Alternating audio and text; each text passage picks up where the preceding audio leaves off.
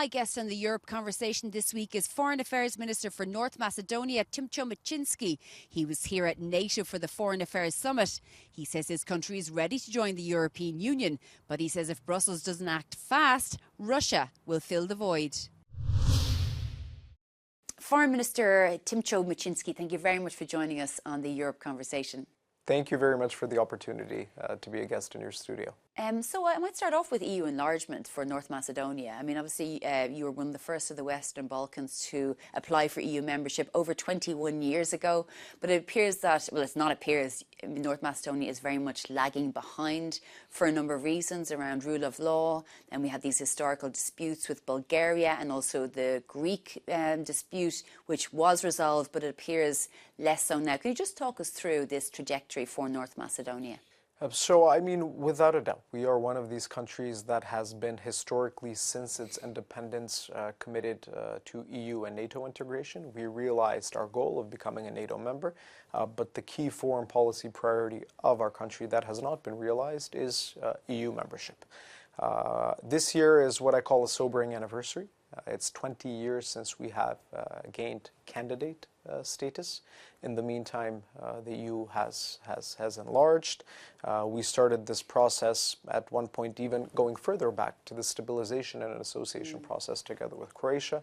Croatia is now a member of Schengen. It uses the euro as a currency. We still haven't opened accession negotiations. Of course, there have been faults by governments in terms of lack of delivery on some issues, without a doubt. But what is also a fact is that we have been a victim of far too much bilateralization of the EU process. Instead of focusing on criteria, on merit-based issues, focusing on bilateral issues that have nothing to do with the substance of a nation's path towards EU membership. This is a fair point, and two of those countries, as I mentioned there, Bulgaria and Greece, in particular in the Bulgarian issue, because obviously these countries have a veto anyway, so whether you like it or not, the bilateral issues have to be resolved in some way. Will there be an inclusion for the Bulgarian minority within the constitution of North Macedonia? The issue is much more than the issue of inclusion of the Bulgarian minority, and I'll try in a nutshell to explain this to you. First of all, who has the most to gain from our country becoming an EU member? Of course, first, it's us, without a doubt. But secondary, it is the countries around us that are member states of the European Union. And here I mean Greece and Bulgaria directly. Now, in these more than 30 years of an EU path, we have made extremely difficult compromises. As I've mentioned many times before, we've changed our flag, we've changed our currency, we've changed our constitution several times. We've even changed the name of our country. All with the promise of a window of opportunity that we've been told existed if we do these changes for our path towards the European Union. And thus, the question and the dilemma that we pose to both EU institutions as well as the member states is, will this be the final compromise? Will we know that if these constitutional amendments are made, 6 months down the road, a year down the road, again, there will not be a veto because of a bilateral issue? Why we pose this question? First of all, to protect our own national interests, to not allow issues related to language, history, identity to engulf our EU accession process, but also at the end of the day to protect the credibility of European enlargement in the entire region, because there are malign actors out there who like to point the finger and say, do you really believe that the EU is honest in its intention for enlargement?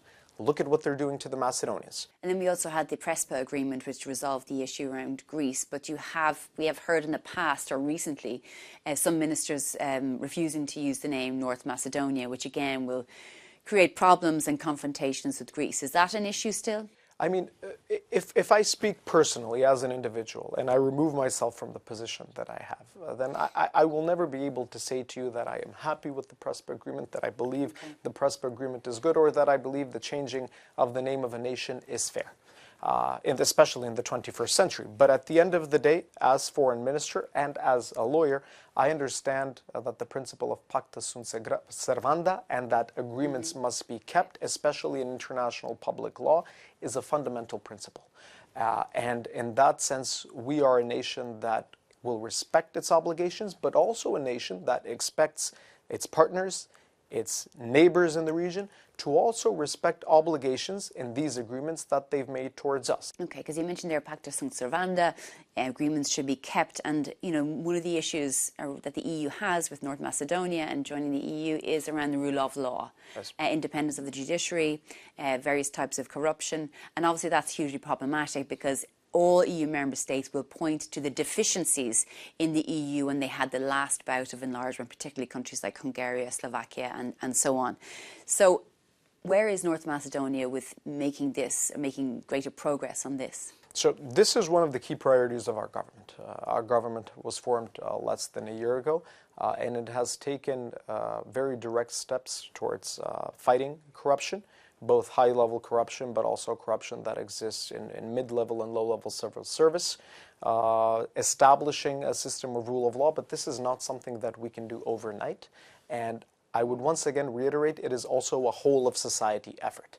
It's not just about the executive delivering, but it's about a cultural change that has to happen within the judicial system. It's about bringing on board civil society and various different actors. And how long will that take? Because, I mean, this has been on the agenda for, as you mentioned, 21 years. Regrettably, it's been on the agenda in rhetoric for maybe more than 30 years. Yeah. But substantially very little has been done. This is a process where we need to establish clear timeframes. Many of these types of timeframes going into the micro and meso aspects of these issues have already been done for us with the help of the European Union and European Union experts. And then we need to start delivering.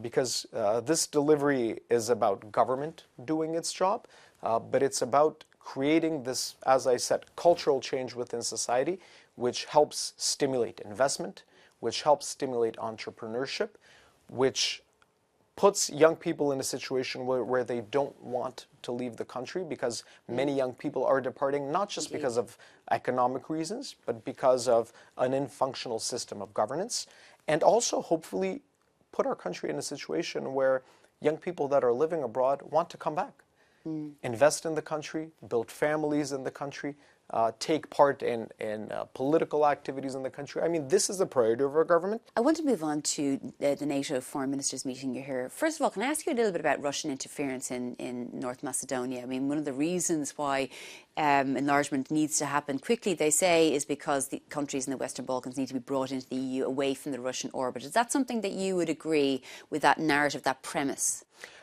I think enlargement needs to happen for many reasons, but one of these reasons, from a security perspective, is of course the malign Russian influence that has been existing in our region, that is there. I sometimes like to very openly point out that Russian influence, especially in our region, comes very cheap. And they know how to utilize it. Is it through social media? Can you tell us a little bit about hybrid, cyber attacks? What is it? It's a mix of all of the very conventional methods, if I can label them, that Russia does use, and that happens in our region as well. And does it impact young people's viewpoint? Does it impact political parties? What is the upshot for countries like North Macedonia? So I think, first of all, generally our society and our political establishment, going from government to opposition, is extremely pro-EU. Okay. And society wants to move forward towards EU membership. But one of the things that happens is when there's lack of clarity coming from the European Union and the member states, especially our issue is a prime example, then you will have Russian influence utilizing this to say, listen, the EU is not honest. It will never integrate the region. And if there's lack of delivery, credible delivery on the other side, then it's a battle that the pro-EU forces in our country have to wage with these various different spheres of influence that do exist and that will be utilized. I think one of the reasons why the EU needs to be very quick and expedient in its delivery to the entire region is to show that the clarity is there, the strategic vision is there. Can I ask you then, why did your country abstain on the UN resolution condemning Russian aggression in Ukraine? So our country, I like to point out, has three constants in its foreign policy. One of them is 100% alignment with the EU's common foreign and security policy. The second is our membership in NATO. And the third is our strategic partnership. We have a formal strategic partnership with the United States. In this situation, what I can say is that we have been one of the most consistent supporters of Ukraine. From the NATO member states, we are one of the biggest supporters per GDP per capita for Ukraine in terms of defense and security support. But in this current situation, because there was no alignment within the CFSP, within the European Union, we chose to vote aligned with our strategic partner, the United States, which means that we do support Ukraine. And we do support the necessity for protecting Ukraine's integrity and territorial sovereignty. But we also agree that there needs to be a path towards peace. So even that decision was in line with the very consistent foreign policy that we've had as a nation. How do you find then the negotiations so far, where it appears that very little concessions, or actually no concessions, have been applied to Russia from the United States, and several to Ukraine, whether it's their energy systems, whether it's critical minerals, whether it's about a ceasefire? I mean, how do you see the US treatment of Ukraine vis-a-vis the negotiations? So the perception that I have is that Ukraine is on board with this process and is actively taking part in this process. And at the end of the day, Ukraine is a sovereign nation that must make decisions for itself. What I can say is that we, as a NATO member country, support the path towards peace. It seems very obvious right now that the United States has a path towards peace, which they believe is viable.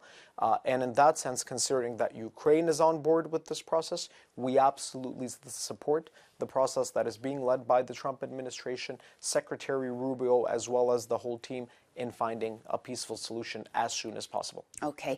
Foreign Minister Timčo Mucunski of North Macedonia, thank you very much for joining us on the Europe Conversation. Thank you very much for the invitation. Thank you so much.